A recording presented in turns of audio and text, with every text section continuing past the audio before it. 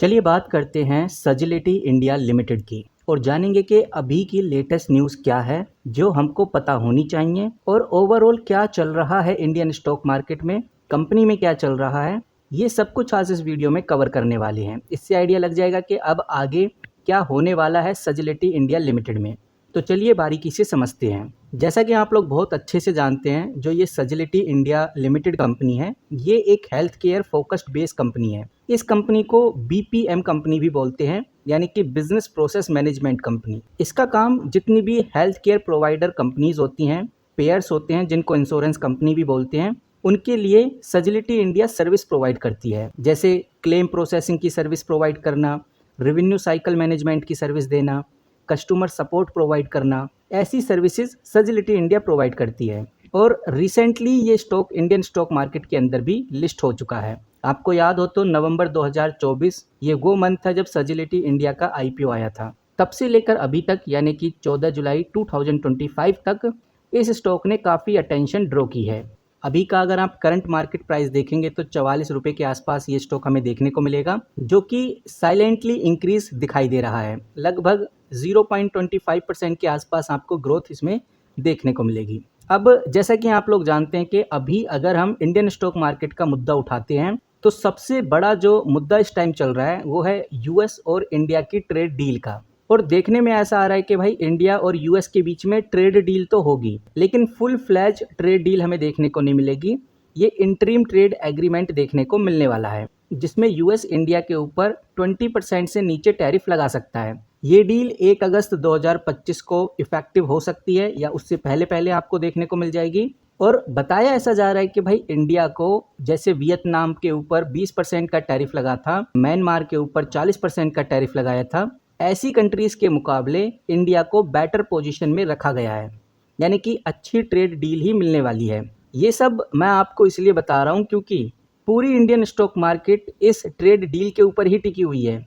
और सजिलिटी के ऊपर इसका क्या इम्पैक्ट पड़ेगा इसको थोड़ा समझ लेते हैं। जैसा आप लोग बहुत अच्छे से जानते हैं कि सजिलिटी का जो बिजनेस है वो primary health care BPM service provide base business है, यानी कि ये कंपनी सर्विस प्रोवाइड करती है हेल्थ केयर कंपनीज को। और ये कंपनी यूएस मार्केट से हैविली टाइड है, यानी कि इसके ज़्यादातर क्लाइंट तो यूएस मार्केट से ही हैं। लेकिन ये जो सर्विस प्रोवाइड करती है ये एक्सपोर्ट ओरिएंटेड सर्विस देती है। और ट्रम्प जिस चीज़ के ऊपर टैरिफ लगा रहे हैं वो मोस्टली फिजिकल गुड्स हैं, जैसे कॉपर हो गया, स्टील हो गया, फार्मास्यूटिकल हो गया। लेकिन ये जो कंपनी है सजिलिटी इंडिया जरूर हेल्थ केयर के ऊपर काम करती है, लेकिन हम इसको एक आईटी कंपनी में ही कंसीडर करेंगे, बिकॉज ये कंपनी हेल्थ केयर कंपनीज को सर्विसेज प्रोवाइड करती है। तो कह सकते हैं कि health care service directly tariff के अंडर नहीं आते, इसीलिए डायरेक्ट इम्पैक्ट काफ़ी मिनिमल हमें देखने को मिलेगा।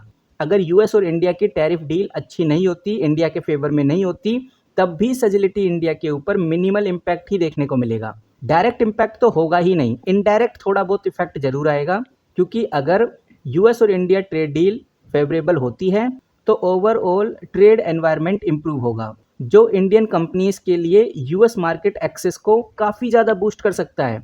इसकी वजह से सजिलिटी इंडिया को भी पॉजिटिव इम्पैक्ट देखने को मिलेगा और सजिलिटी इंडिया भी यूएस में और बड़ा काम उठा सकती है। लेकिन अगर ये जो ट्रेड डील है सक्सेसफुल नहीं होती, इतनी अच्छी नहीं होती इंडिया के लिए, तो टैरिफ इंक्रीज हो सकता है और ये ट्रेड टेंशन बढ़ा सकता है, जिसकी वजह से इनडायरेक्टली सजिलिटी के रेवेन्यू में थोड़ा सा इफेक्ट आपको जरूर देखने को मिलेगा। फिलहाल अभी जो ट्रम्प हैं वो फार्मास्यूटिकल के ऊपर बोल रहे हैं कि हम 200% का टैरिफ लगा सकते हैं, यानी कि 200% का टैरिफ थ्रेट दिया है, एक खतरा दिया है ट्रम्प ने फार्मास्यूटिकल कंपनीज की अगर हम बात करें इंडिया की। लेकिन ये अभी फाइनल नहीं हुआ है, ये ट्रेड डील अंडर नेगोशिएशन ही चल रही है। और जैसा मैंने आपको बताया कि सजिलिटी डायरेक्टली फार्मा मैन्युफैक्चर में इन्वॉल्व ही नहीं है, लेकिन हेल्थ केयर के इकोसिस्टम में इसका हिस्सा होने के नाते अगर यूएस हेल्थ केयर कॉस्ट को बढ़ाते हैं तो डिमांड और कॉस्ट इफेक्टिव जो बीपीएम सर्विसेज हैं उन पर काफ़ी इम्पैक्ट पड़ सकता है। इसीलिए बहुत ज़्यादा इम्पैक्ट सजिलिटी इंडिया पे नहीं पड़ेगा, लेकिन हाँ हर बात का इम्पैक्ट सजिलिटी इंडिया पे मिनिमल जरूर होगा। और वहीं अगर हम इंडियन स्टॉक मार्केट की बात करें तो टैरिफ अनसर्टेनिटी की वजह से इंडियन स्टॉक मार्केट में काफ़ी ज़्यादा वोलेटिलिटी हमें देखने को मिल रही है और सजिलिटी का स्टॉक भी शॉर्ट टर्म में हमें टैरिफ रिलेटेड न्यूज़ के चलते हुए काफ़ी फ्लैक्चुएट करता हुआ नजर आया है। लेकिन इस कंपनी के फंडामेंटल्स और सेक्टर स्पेसिफिक ग्रोथ की वजह से ही ये लॉन्ग टर्म में काफ़ी अच्छे से टिकने वाला है। और यही रीज़न है कि भाई सजिलिटी के ऊपर नज़र ज़्यादातर इन्वेस्टर्स की टिकी हुई है। 5 दिनों में कंपनी ने अच्छी तेज़ी दिखाई है, लगभग 4 से 5% के आसपास सजिलिटी का स्टॉक बढ़ता हुआ नज़र आ रहा है। और ये हालात जब हैं जब इंडियन स्टॉक मार्केट आप देख सकते हैं पूरे लाल निशान में है।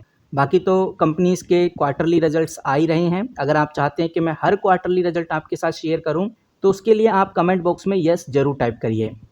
फिलहाल सजिलिटी इंडिया को लेकर जैसे ही कंपनी के लेटेस्ट क्वार्टरली रिजल्ट या कोई लेटेस्ट अपडेट आएगी तो सबसे पहले आपके साथ शेयर करूंगा।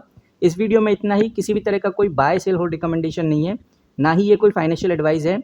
बाकी जो अपडेट थी सजिलिटी इंडिया को लेकर वो मैंने आपके साथ शेयर की। मिलते हैं किसी नई वीडियो के साथ, किसी नई अपडेट के साथ। तब तक के लिए take care and good bye.